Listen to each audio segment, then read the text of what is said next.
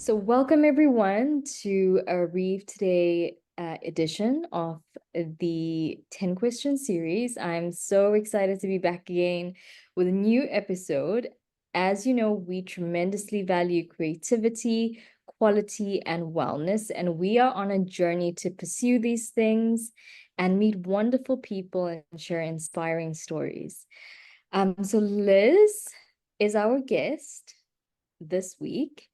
And I am going to share a little bit more about Liz. So Liz Goll Lerner, she's a distinguished counselor, psychotherapist, and coach with over 30 years of experience. Liz has guided countless individuals and couples in creating authentic, inspired lives.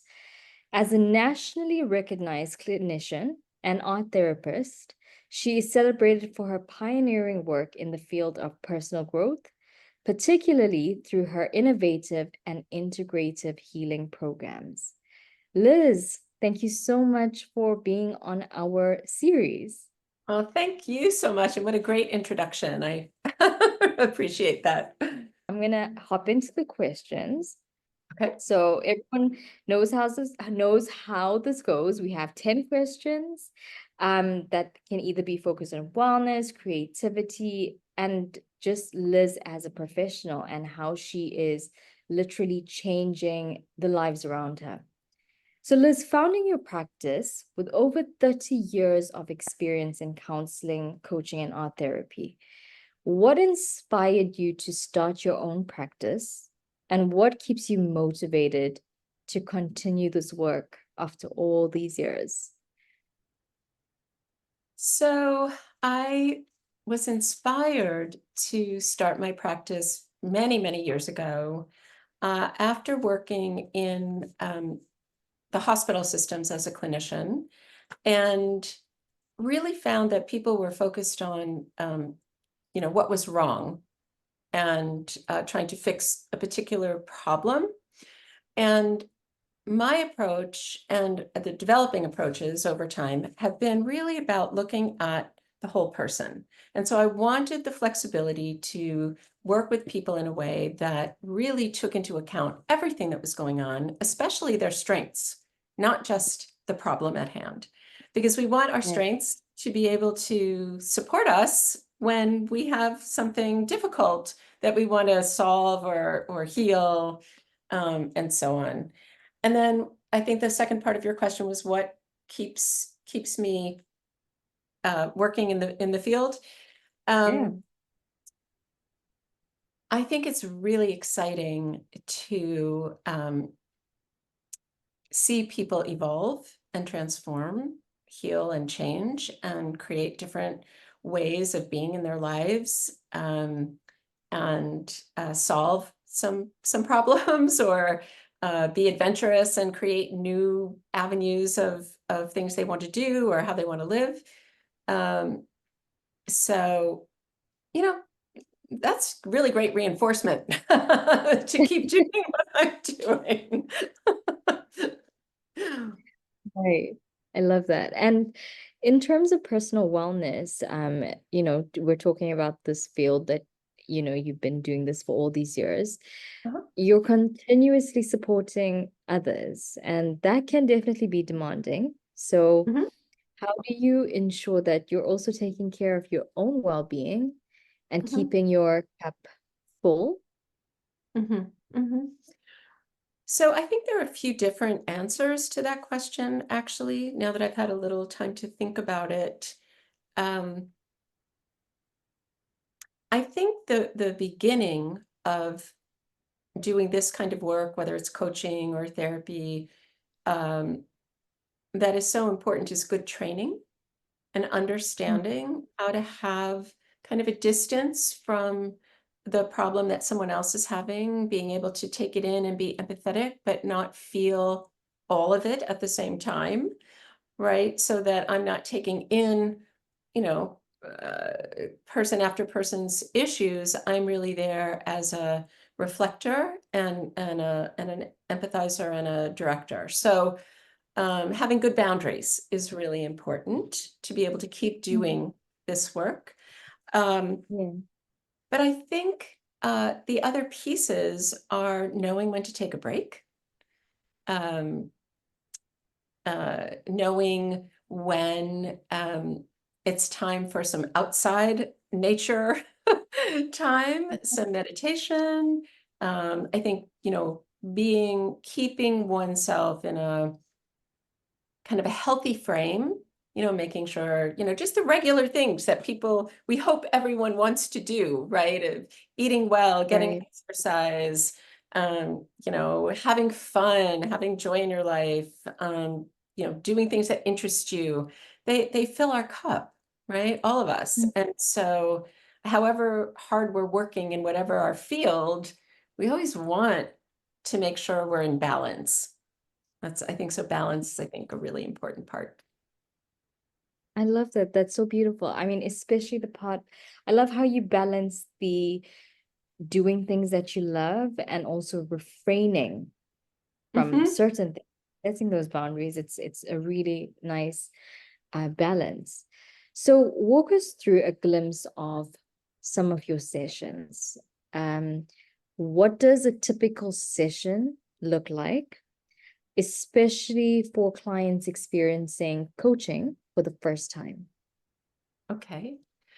So depending on, so there are a variety of of coaching types that people can come to me for. So depending on what they're doing, um, and really actually, let me rephrase, regardless of what they're doing, we're going to do a discovery call or a discovery session Mhm. about why they're coming, what it is they're trying to solve. If this is a long-term thing, a short-term thing, if it's an occupational thing or a personal relational thing. And so we get the lay of the land. And so the first thing is to make sure that the person's in the right place, right? Am I someone who can really help them? Um, is would someone else be better? Is it a topic that I specialize in? So that's very important because we want people to be always in the right place. And I love referring people to the right place if it's not me. Then we set up a set of, if it's an intensive, there's a prescribed number of sessions or a number of hours that we work together organically, intensively. If it's something more long-term, we'll set up a schedule. But in terms of the actual session itself, um, we first will, in the very beginning, we'll be looking at what the vision is, right? Mhm. What is it that the person really wants to achieve? What's in the way? And, what's the way forward, right? And that may involve a lot of different pieces of Yeah. technique that I use, or a little bit more conversation about the background. We might be using meditation, integration of mind, body, spirit to get kind of a little bit deeper into, how the feeling is going on with the person. Um, and then we move toward the direction in a compassionate, strategic way. Um, and that might look like body movement. It might look like a conversation. There's a lot of different techniques that I use because I feel like when we talk about wellness and creativity and quality, there's a quality about how we hold ourselves, how we walk through the world.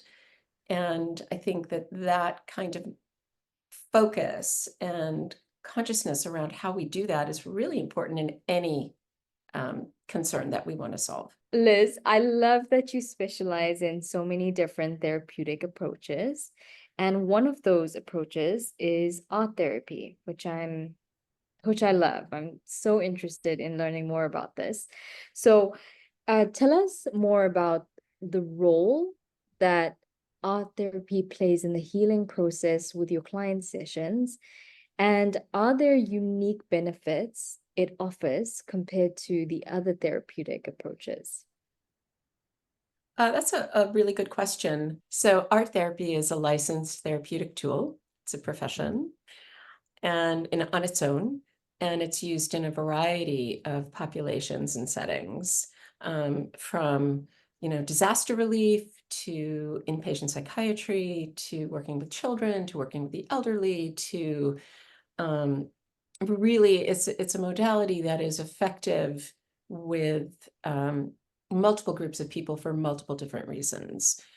Um, the distinct benefit, I think, of art therapy and why I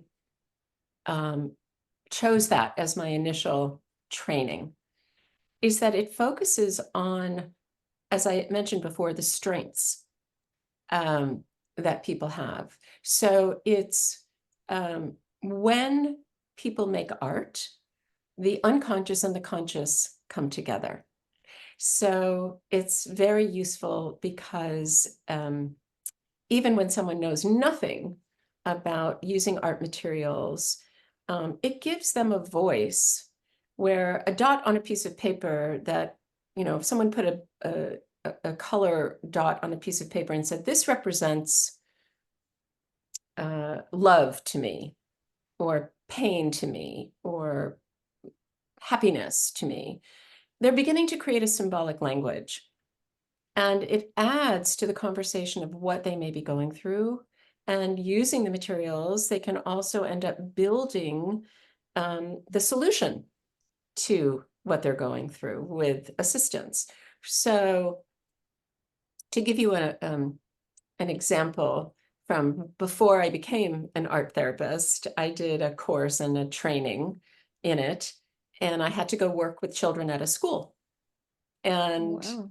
I had of course we were supervised, but I had a little boy in a group who kept, wanting to be in all the groups. It was kind of an open school platform. Yeah. And when he finally was able to come in, he drew a picture of a tiny little person. And next to the person was a big monster. And I didn't really know much about art therapy at the time, but I was learning and I just said, oh, tell me about your picture. And he said, the little boy can't go home because of the monster. And it turned out there were people he didn't live in such a great neighborhood, and there were people, scary people between school and home, and it was hard to get home. He was afraid. And so I said, well, is there anything you can put in the picture that would help the little boy? And he thought about it and he just started drawing, and he drew another monster. And I said, well, what's happening? And he said um, the monsters are fighting each other, so the boy can they won't notice him and he can run around them and go home. So he solved the problem. It's not a real life problem, but one of the things that he learned or he solved in that little session was that he had some power. He had some power to control something about the situation. Now, maybe it was just how he felt about it, or, and so on. But what was interesting is this little boy, as were most of the kids who came into this, art therapy session, or the sessions, were kids who were either not behaving or who were very, very quiet.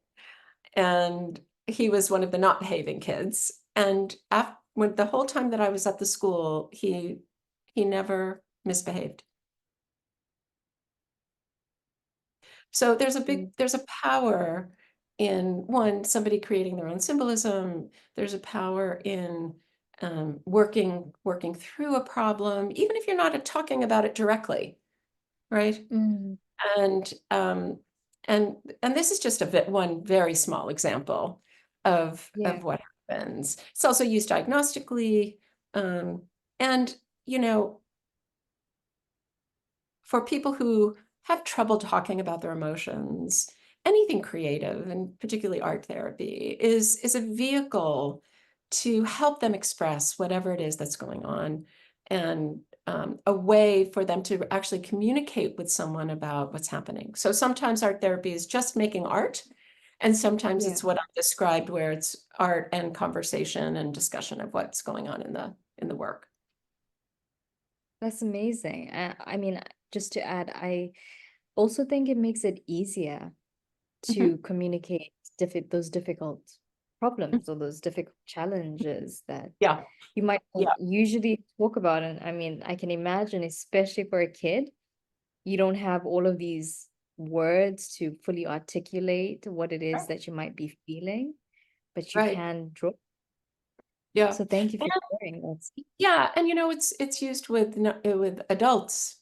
I mean, most of my practice after, a certain point is with adults, Yeah, 18 and yeah, younger. And um, I think the biggest barrier people feel is that, oh, I don't know how to draw. But what's so important is that they don't have to know anything about it, because it's not the pretty picture we're looking at. It's whatever the expression is, whatever is important, which is why I started with a dot on a piece of paper. Like, that's all you need. You don't need to be able to do a big picture of something. So, that's really profound, mhm, actually. mhm. Yeah, it takes the judgment out of it if possible. Yeah, amazing. Mhm. So I think one of the important questions, given the different kinds of people that you work with, from kids to adults, like you mentioned just now, when is seeking out therapy? When When is it is the right time? to Yeah, go when to is therapy? it the right, yeah, like in your opinion, how can someone recognize when it's time to actually get that help and seek out a therapist? I think that when someone whether it's therapy or coaching or finding a support group, or there's a variety of modalities out there for people to get help with emotional difficulties. And I think when someone is uncomfortable in a way that is affecting their lives, uh, or anxious, worried, or sad every day, and they can't seem to break free of it, right? They're not Mhm. experiencing joy, or they feel hopeless, or they're not sure what to do in their lives to change some situation that is difficult or detrimental.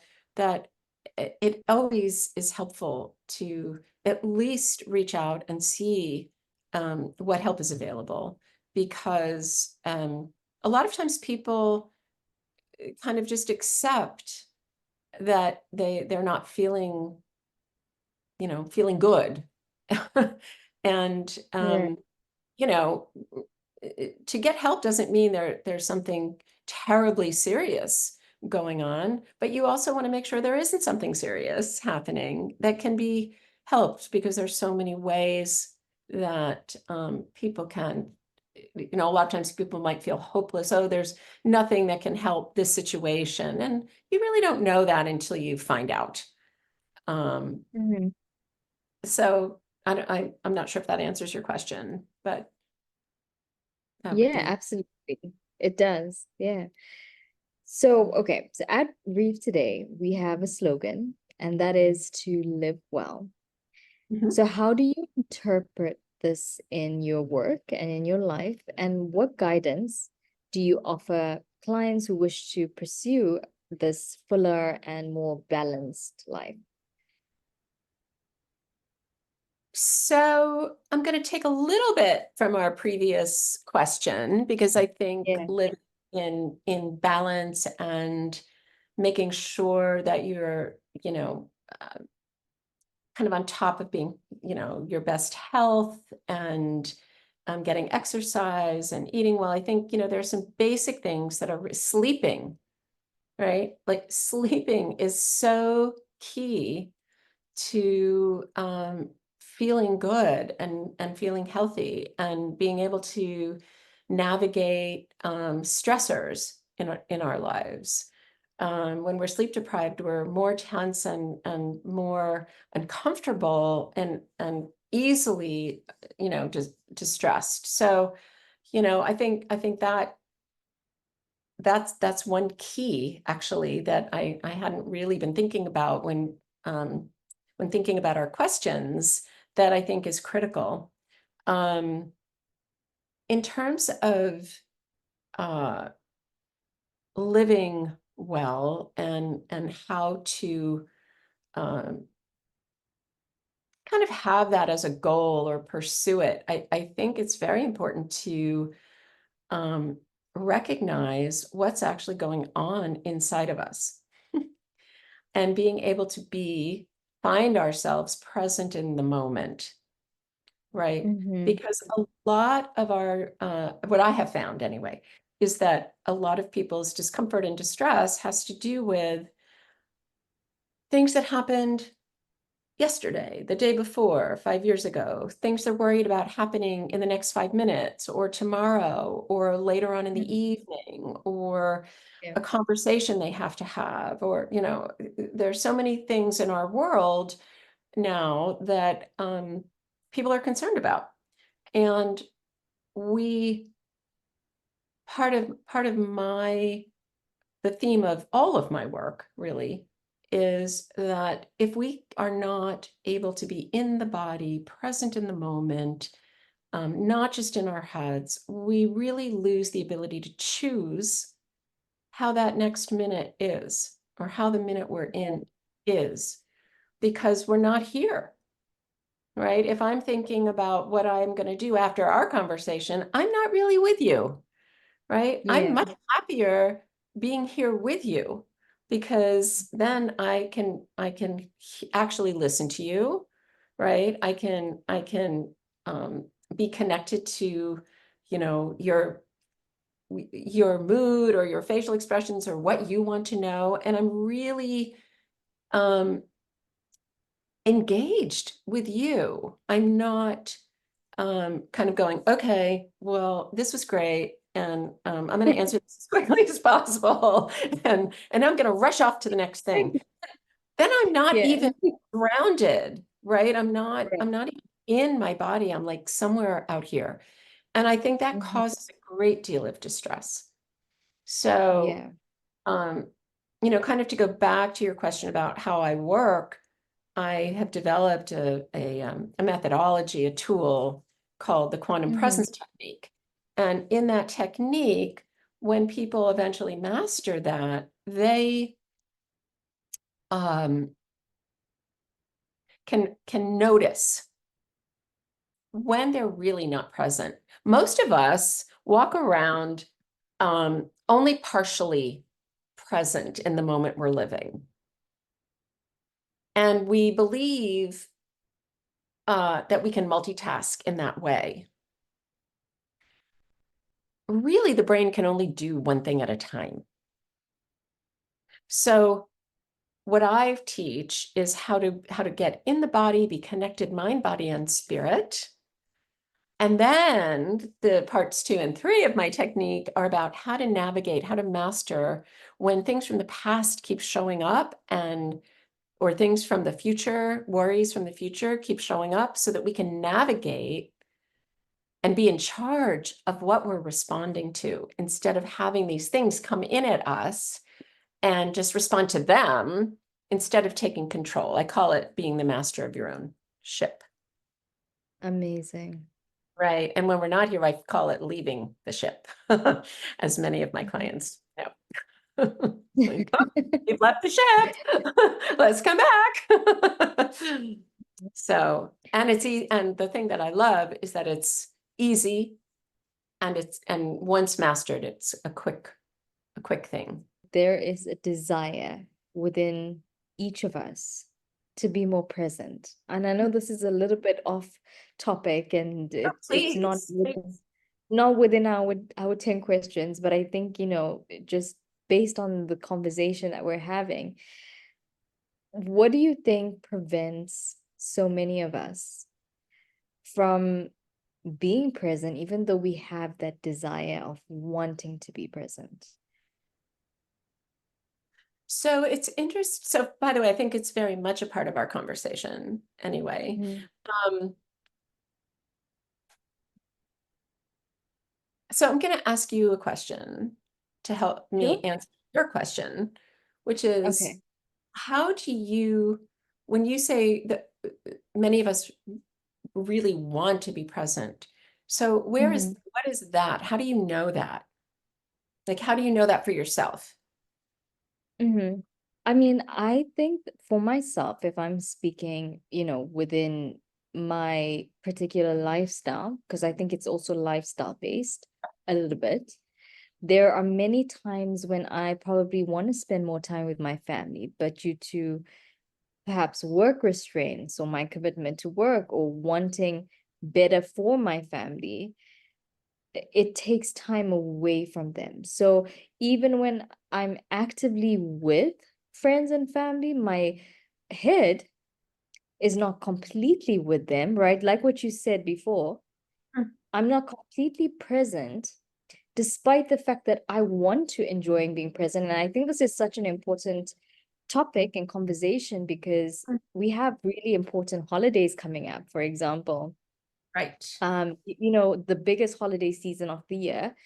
And I think it's a season where people struggle with the same issue a lot during this time specifically. Hmm. Hmm. So I hope that answers your question Yeah, in yeah, it does. It does me. answer. Um, so I'm going to define presence in two ways. One is being present in the moment with the person that you're with or the people that you're with. Mm-hmm. And one is simply being present in yourself. Okay. So, Mm-hmm. so being, I'm going to work backwards. So, well, yeah, I'm going to work backwards. So being, let's say the holidays or being with family and thinking about work or things like that.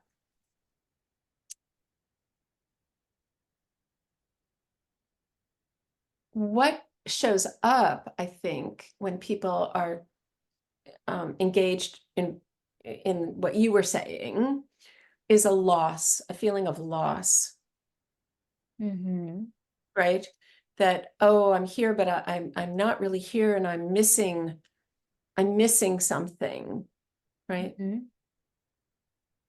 Why does that happen? Well, I think there are a lot of reasons why that can happen, but for our purposes, I think when you were saying, let's say about your work and wanting to have more for your family, do more, grow a business, etc. Mm-hmm. Um, that's a worry, Mm-hmm. right? So if we're sitting together, let's say, or you're sitting with your family and you're thinking about the business, how can I do this better? Oh, there's a issue over here that I think I have to go and solve. Um, some of that is real and some of it isn't, Yeah. right? So Mm-hmm. the real thing may be something actually malfunctioned in some way and Yeah. it needs immediate attention. That would be real. Mm-hmm. Right. Um, worrying about not being there, wherever there is, um, would is not real. It's a Mm-hmm. worry. It's a thought. Right. Yeah. A thought that our emotions follow, and it's a thought that takes us away from whatever we're doing or whoever we're with. Now, why does that thought happen? So, um, sometimes it's poor planning, right? Mm-hmm. Sometimes it's just that this is a constant worry or concern or is always going on top of mind. And if it's something for people that is constant, then they're never present, really present. Mhm. Like we walk Yeah. around and our body is our vehicle. We walk around and we do things and we think things and we, do one thing after the other. And like I'm not a model of presence all the time, but I Mm. try. Um, but it's really about a decision. Actually, it's about a choice. And it Mhm. takes recognizing that some of the things that we're thinking are not essential to the moment we're in, may not even be essential, let's say, to the business in that moment. Right. Um, or we think that thinking about something that may be occurring in the future is preparation, but it isn't. Mhm. Preparation is preparation. Preparation is sitting down and saying, okay, I want this team member to do this, and I'm going to make this bullet point list of things that I need to do in order to make sure that happens correctly. But worrying about whether it's going to happen correctly is not preparation, it's worry, Right. right? Mhm. So, and Mhm. it gets confusing because we live in a world that is, we're constantly, unless we shut off a device, we're in constant distraction, we're in constant motion around either our business or what's happening in the world or something that's happening with our family or whatever it might be, all important things. But are they all important every minute is Mhm. an important question, right? So Very good. it's really there are a few steps to this, and people have to kind of learn it or decide to learn it or master it or take some key points from our conversation, right? And go, maybe I'll think about that. Um, but to walk into a space with your family or with a holiday family and make a decision before walking in, they're actually going to pay attention to what's happening right then in that moment, every moment. Here we are, future, Mhm. moment here, So Yeah. present, future, like all of a sudden our future just happened, right? Now it's in the past. So the idea that um, we have to actually choose where we're putting our attention is Mhm. critical Yeah. because we are so pulled, right? Now, people who meditate or who, do some form of mindfulness, sometimes that's a little easier. I do a lot of mindfulness work with the people that come to me or in my programs that I run or retreats or things like that. Right. Because it's important to be able to feel what it feels like to be still. Right. And maybe, Wow. I don't know how much time we'll have, but maybe we'll do the first part of the exercise so that people get an idea Mhm. and you can get an idea of what it feels like to actually come into present, like be in the body, right? Mhm. Um, but then there are other distractions, right? Yeah. Like Mhm. especially around the holidays, people who may be seeing people that they haven't relatives they haven't seen in a long time. Maybe there was an issue. Maybe they're not comfortable with everybody. Maybe they're worried about some conversation or something. So the distraction is the worry. Yeah. And you know, that takes some attention to think about either preparing, like real preparation, not worry as preparation, like talking Mhm. to a professional or if it's a serious issue or talking to a friend or how do I want to or talking to yourself or making a journal note. How do I want to think about this? How do I want to show up? What's my intention? to I show love up that. here with this person, am I Mm-hmm. willing to just be present and listen? Am I willing to, um, if I was hurt, say, you really hurt my feelings, but I don't want to be, but I'm here because we're family and I love you and I don't want to be dwelling on that. So I just wanted you to know and I'd like to move on from there. And really, you can't expect an apology. Maybe, but it's up to the person what they are willing, what do they want? What do you, I mean, the individual, what does the individual want out of Mm-hmm. this?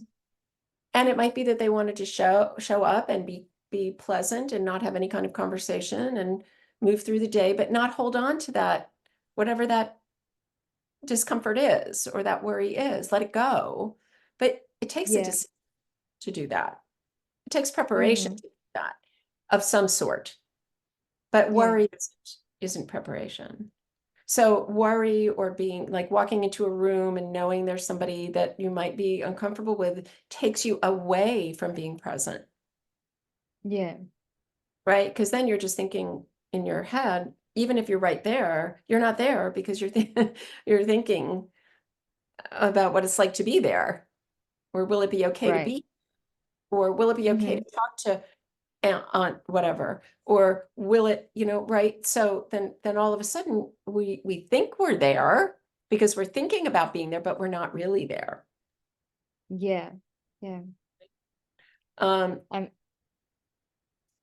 I know that we can I know that there's a much larger conversation, like just Mhm, with this mhm, topic. There's so much more mhm, that we can mhm. dig deeper into, but I really feel like what you just shared really demonstrated your unique therapeutic approach, of um Or coaching. combining, blending that, yeah, blending that mind, body, spirit coaching.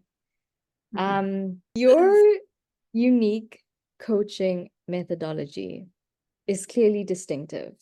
You just walked us through a coaching session, even though that was not really the plan. And we went more into discussing about being present, and you really touched on that process and the blending of mind, body, soul, and spirit, because I feel like that's the ultimate pinnacle of being present when all those three work together. Agreed. Like, so can you share more about your approach and how it's been effective Mhm, with mhm, the range of clients that you've worked with? mhm. Yeah. um so I'm going to kind of start where we left off a little bit, Mhm. in talking about presence, because um, that was the informational part of a coaching session, Okay. right? It wasn't actually, I mean, and part of a coaching session is an informational part, right? Hmm. People, so I call a lot of my work psychoeducational, because you have to understand, some basic things, or come to an agreement about some basic things about human nature or about how people, do things, to be able to go deeper, Right. right? So then the deeper part of that coaching session might be, an example, right, of Mm. what the person was thinking about, or what an issue might be with a family member, or, and then taking that to why does that affect that individual in the way that it does. Hmm. Because not everybody is affected the same way by the same experience, right? Or the same words, or the same attitudes, or the same situations. So, what is Right. unique to them? Um, you know, what shows up for them that really, um, is disempowering, empowering? Um, what are the nuances to that? And helping them come into a consciousness by doing mind, body, I'm going to start with body, body, emotion, mind, spirit, ladders, right? So because we our bodies are our messengers. Our bodies tell us when something is going on. We tighten up or we feel free, right? We have a pain or we don't. So the work that I do is using a variety of modalities is very much about um, finding that little golden nugget that kind of opens everything up for someone, um, that allows them to approach something very differently. So, for example, I, as you know, I have a book coming out and on divorcing well and thriving. So the people who come to me to want to do that differently are really having to look at so many things about one, what's going on in that system, what is it that's personally affecting them so much that they may have difficulty not being angry or acting that anger out. How can you do this well, right? So there's that group of people that I work with. Mhm. Um, there are organizations that I work with where a large piece of my focus, once people are understanding this basic piece, is how does that affect our communication? So with individuals, with relationships, with organizations, with systems, how does this information affect um, how a business deal gets done? How people work together in an organization that's a mission-driven organization? Because communication is our tool, right? Here we are having this interview, right? This conversation, because that's what we've got to share information. And our body language, our what's underneath it, our tone of voice, um, how we the words we choose to use, all represent something going on inside of us. So I like to say, yes, we can learn the right words, we can learn the right tools, but we also have to understand what's happening inside so that we're not projecting something that we don't want to project outside that will tank our mission or tank our conversation, um, and not help us move forward, right? Or help the situation move forward, or the business move forward, or the mission move forward, or the reformation of a family move forward in a healthy way. Ab- Does that answer your question a bit? Absolutely. Absolutely. I know, and I love that you also mentioned your book because that's Mm. the next question. It's very interesting because I have particularly never heard of the concept before. I mean, the way you bring it in terms of divorcing well Mm. and navigating divorce with the emphasis on finding peace throughout the process is very unique as well because as we know in just our normal societal structure, divorce tends to be messy and it's commonly stereotypically always not a pleasant thing. Right. So the concept of being able to divorce well is quite foreign, I would say, and unique. So, could you share maybe a little sneak peek into this concept approach and how it's going to help readers, viewers handle challenging transitions with greater ease and understanding? So we'd need a whole interview for that question, but We but there is definitely an answer. So, so the book is called Divorce Well and Thrive: Your Guide to Being Your Best Self Under the Worst Circumstances. So based on the previous conversation that we've been having, um, there are a few points that are really important. One is um, believing, one, that it's possible to do something differently than the collective view of it, right? Because many clients that I've had in this situation have said, and I won't use the language, but have said, I can't imagine separating or divorcing being anything but a you know what show, right? Like just a mess. Because it's not even, as you said, for many people, the concept is just, how could that even be, right? People are angry, have heard stories, people expect the worst of each other, people expect that they have to be um, uh, on the defensive and on guard and get the best lawyer and, all of that. So when you can open, when one can open themselves to the idea that this could be done differently, there also needs to be a reason to do it differently, right? Mm-hmm. My reason for all people is that they will suffer less,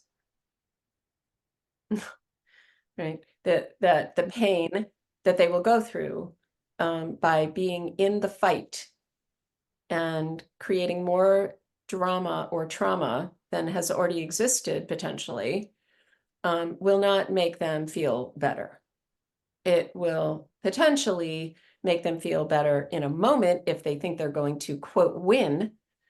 But the real win, in the book and in my opinion and in my experience actually, is to work together to create a vision, a solution, or even be the only person in the partner working toward this end, that is a healthy vision, uh, a compassionate strategy, a not not taking the bait for a fight, right? Allowing yourself to step back, and this is actually why one of the reasons I developed this technique, to step back and think about what the vision is. It's particularly important if people have children who are sitting there being traumatized by yet another argument, right? So being able to sit back and, let's say the vision is, I want my child to have the least amount of problems from what we're doing here, from deciding to separate, or, if they've already separated, in the back and forth of, from one parent to another.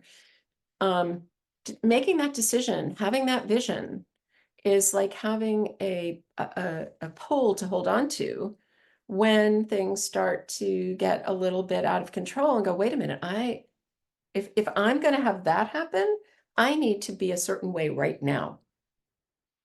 Because every action we take, every word we say, every fight we choose, we create a landscape. Just like every fight we don't creates a landscape.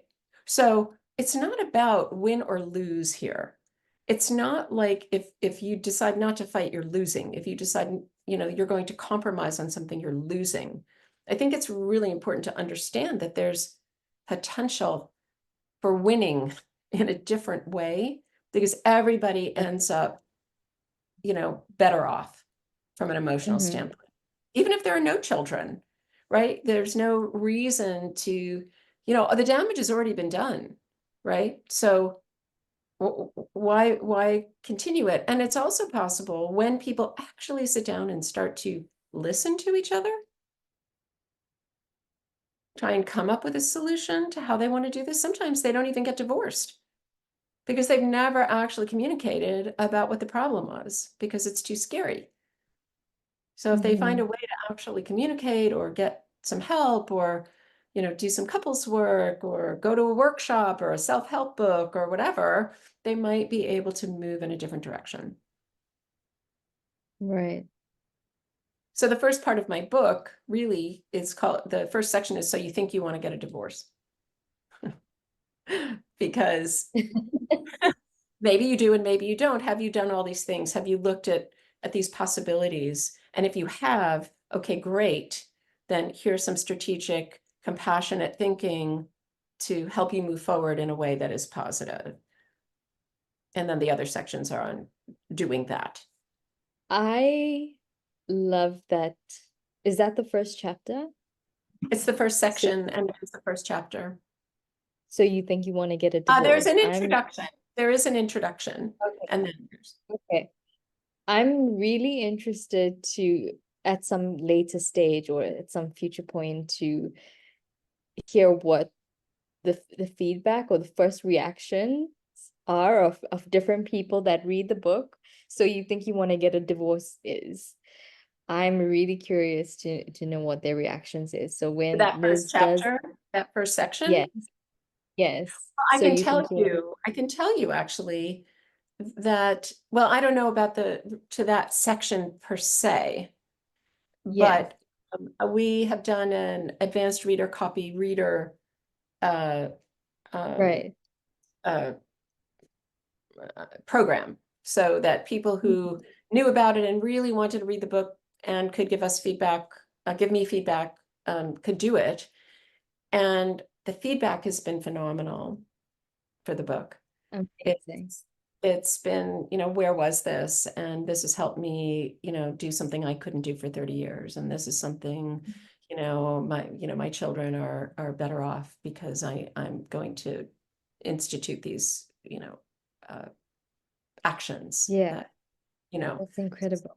so it's really lovely. And there is actually now online, there's a 30-minute free uh, masterclass on divorcing well, and there's a 4-session course. I mean, people say, "Oh, 4 sessions. How could you do anything in 4 sessions?" Right? And it's not the full, robust. This is everything you need to do, but it's a good crash course on, here are the important elements. Here's what to do. My method uh, and how to look at life post, like in this process of, because it's not just planning this and trying to move through it. It's okay, who am I next? How is this Hmm. gonna for me? So that's a piece of that book as well, and the course. I love that. And I think that everything that you said, it in some ways it ties back to the previous conversation we had about Yes, making a decision. yes, yeah. And I love that you said a healthy vision, because a part of that healthy vision is making good decisions that Mhm, not just benefit you and your happiness, but those around you as well. mhm, mhm, And I actually wanted to say when we were diving into the conversation earlier that it takes a great amount of authenticity and vulnerability to mhm, have that healthy vision, to be able to make that decision, to want to be better, to want to mhm. make the decision to do better by yourself and those around you, even if it's hard, even if Yeah, it's even if difficult. you've been hurt or yeah, or you're angry. Um, Mm-hmm. but I think the twist with this, or the trick, is who how how will what happens affect your own suffering or not, Mm-hmm. right? Also, it's Yeah. if you're pursuing, if someone is pursuing, um and look, this does not necessarily work for every single situation. Every situation is different, and every situation has different needs. There's no one size fits all. However, I think that people have the best chance of creating a better life out of something that may not have been so good when they really look at how they and, you know, their children, let's say, will be affected, Hmm. because it gives them a reason, right, to want this to be different.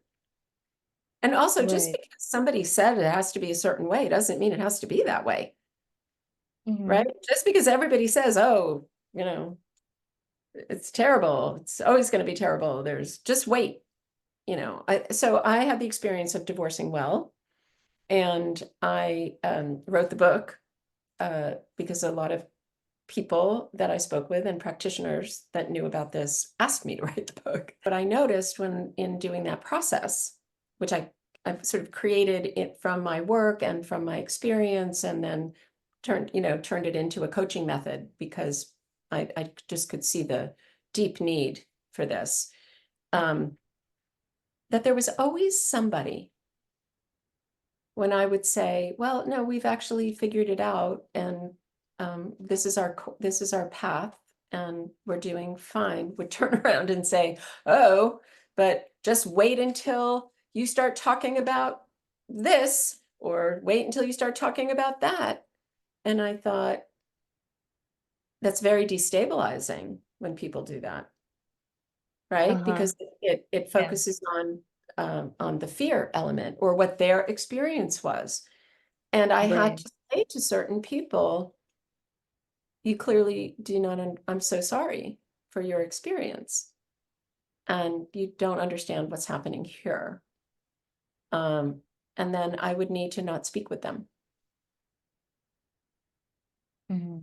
until that process was over. Or maybe you end up choosing different relationships with people who can Yeah. actually support what you're doing. So, and be willing to move beyond their own trauma, because Right. the people who ask those questions are people who had very bad experiences or had parents who had very bad experiences.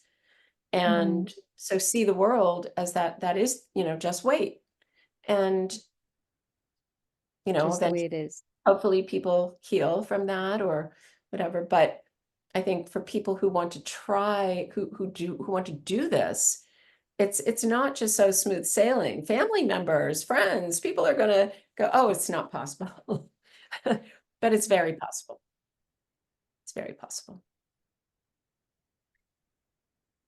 I'm curious, do you think this book is just for those contemplating getting a divorce, or do you think it's for people in relationships who are going to get married as well? Is this You something that know, they should read? yeah, I actually do think that Mm-hmm. I think it's for people in all stages of relationship.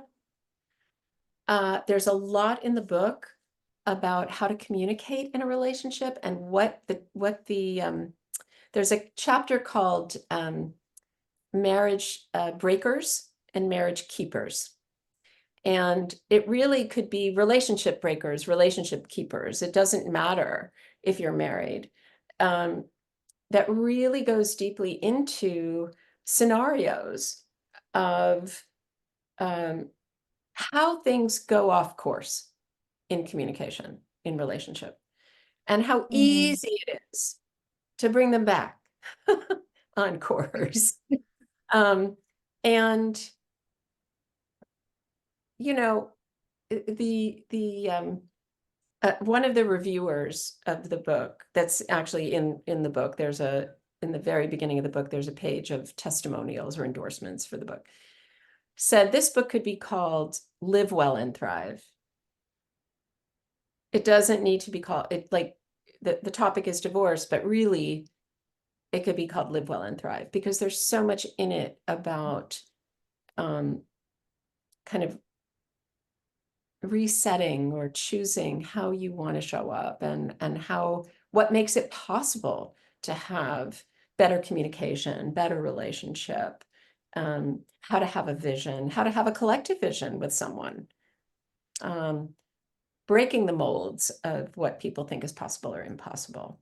So yeah, so I'm curious about why you asked that question, because I'm thrilled that you asked that question.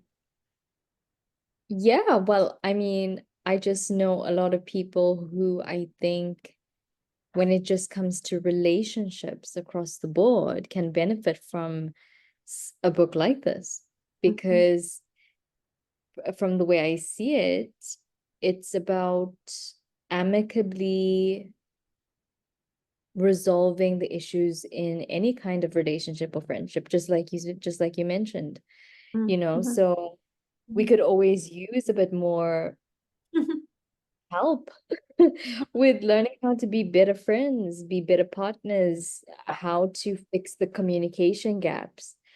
Yeah. Like you said, you know, so often we have these traumas and we project them onto other people, like with that Right, same example that you just gave right, to me. right. How can we do it? How can we support the people in our lives who are going through challenges better than just projecting what we might feel based Right, on things that happen to us? So right, right. I I had definitely, a funny idea when you were saying that, I should say things about the book, like the divorce book about life, for life, like for living. that's a good one. That's a good one. I mean, I love the name divorce bar. It's so And striking because thrive. it's like, Thrive is what? very important. Divorce well and Yeah, thrive. divorce well and thrive. It's actually shocking because you don't hear that when people speak about divorce, like I said in the beginning, it's always horrific. It's always messy and brutal, and nobody wants to go through with it, you know, Yeah. or go And it's the through it. terror, it's the fear of it too, I think, that is so dangerous for people because you know, when we act on fear, we're in survival mode and it's not Right. pretty, right? And I think the fear of that also prolongs it, or prolongs, people either being unhappy in a Yeah. situation or um, or prolongs the difficulty um, when they're broaching the subject. And Mm-hmm. and again, every situation is different. There are some situations that this, will not apply to. But um, but the whole idea of um, being in relationship differently, I think, Mm-hmm. consciously in being present. It's like what you just said. So one of the examples I give often with when people talk about, presence or relationship or communication, it's like if we had had a previous conversation, or you had with a friend, or me with a friend had a previous conversation, and something was a little off, but we didn't Mm-hmm. talk about it. And then the next time we met for lunch, or we had, a conversation, uh, 9 out of 10 times, that offness, that whatever went wrong, is actually still there in the next conversation, right? Right. Right. Mm-hmm. And then we're not really talking to the person in the present. We're talking to them as if we're still in that same conversation.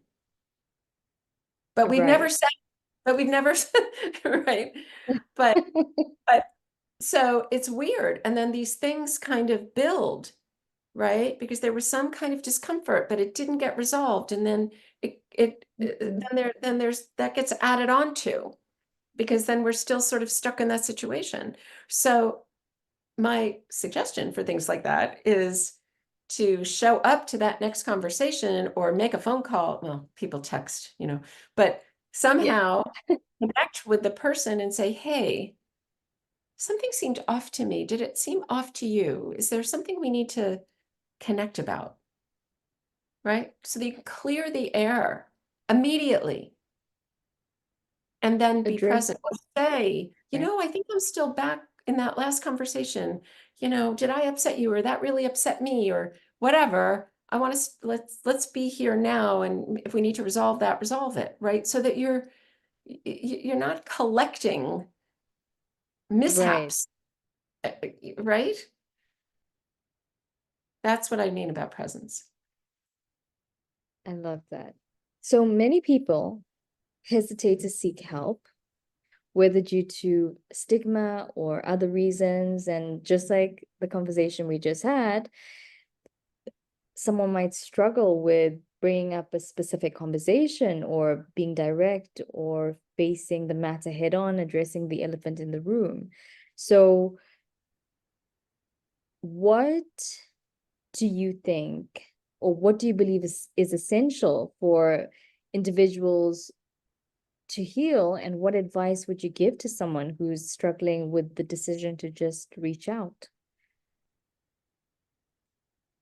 So um, I think there's a couple of different answers because there's a couple of different questions in there.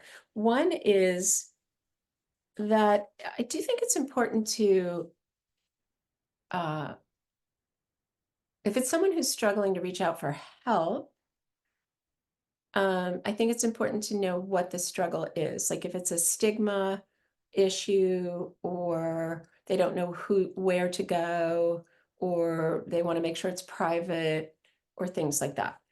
And I think in our culture, I hope anyway, it seems to me we've evolved a lot around um, getting help of some kind. And we kind of addressed different kinds of things people could do previously in our conversation, like coaching or support groups, or, organizations that deal with something they're worried about.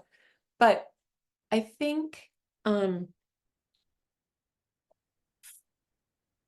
I think it's scary to admit that maybe, as individuals, we don't have all the answers. And um, because maybe that feels like makes us feel more powerless. But I think there's a huge strength in recognizing when we don't have all the answers and we really need to get some information or get some assistance in how to solve a problem or feel better.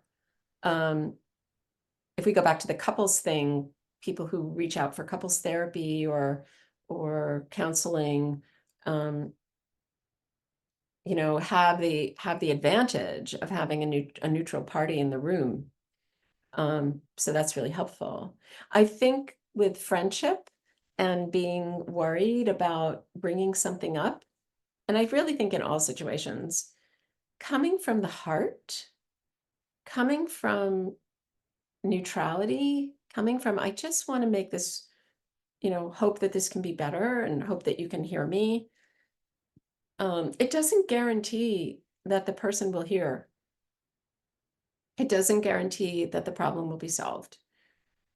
But if the problem is there and will affect a friendship forever, then you really have to decide if it, you know, what in that friendship is healthy, and what is serving you and what isn't, and um, maybe other decisions end up getting made. But I think it's always worth um, coming from a place of love and being honest and caring and compassionate in how you broach something that might be hard to talk about, because that person knows it too.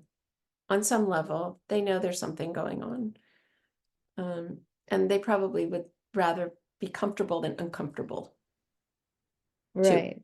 Yeah. Yeah, that makes perfect sense. Yeah. Thank you so much for sharing that. So, to wrap up, I would like to know, is there a favorite quote or a piece of wisdom that has guided you throughout this wonderful journey that you'd like to share with our readers and viewers? You know, there is one, and it's from very early in my clinical training. And it had to do with art therapy. And when I was in graduate school and I was doing a practicum at an important hospital, and I was very worried if I was doing what I was doing correctly. And um, and I was worried because I was working with very ill people. Um, and I had not had that experience before. I was worried about their responses to anything I would do. And my wonderful clinical supervisor said to me, go back to the art, because we were doing art therapy. And because in the art, both the therapist and the person who was in the therapy session are present in that moment and focused on what actually needed to be done, which was some process of healing through the art, hopefully. And it was such an important lesson about being present in the moment. And so when I look back on that, when I'm not, in that moment as a young clinician, I needed not to be thinking about me. Right. I needed to be thinking about that person and, what we were doing. And so in all of the whole stream of conversation that you and I have been having, it's really about that. It's really about coming together with oneself and with another individual or group of people and being not in our heads, but in our hearts and our bodies, present in the moment, paying attention.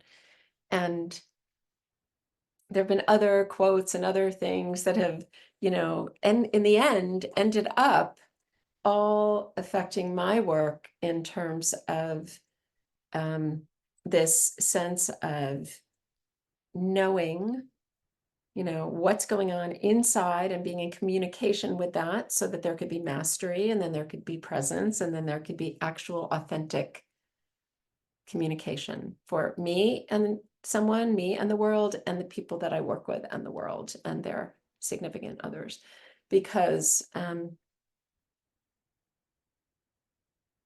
that's how we really show up and relate to each other. And I'm so glad that you focused on something earlier where you said, it's really about the decision, because so much of it is about choice, right? Which is why my original business was called Your Inspired Choices, because I feel like there's that Yeah. connection, right?